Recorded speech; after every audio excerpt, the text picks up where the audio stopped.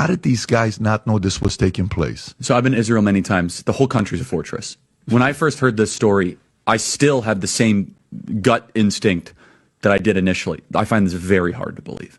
I've been to that Gaza border. You cannot go 10 feet without running into a 19-year-old with an AR-15 or an automatic machine gun that is an IDF soldier, right? The whole country is surveilled. And so let me just kind of go through this. We don't talk about Israeli politics very often, and most Americans don't know this. The last 9 months, Israel was on the brink of civil war.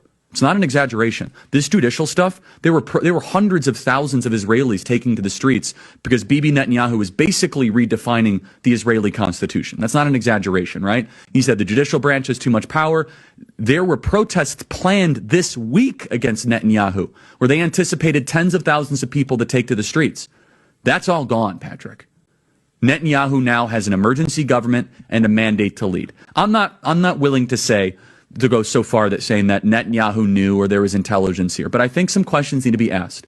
Was there a stand down order? Was there a stand down order? 6 hours? I don't believe it. Israel's the size of New Jersey.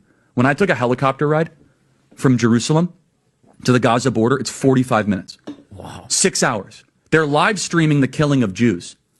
Did somebody in the government say stand down? That is a legitimate, non-conspiracy question. So Congress are actively being blackmailed. The Epstein playbook is being used on a daily basis.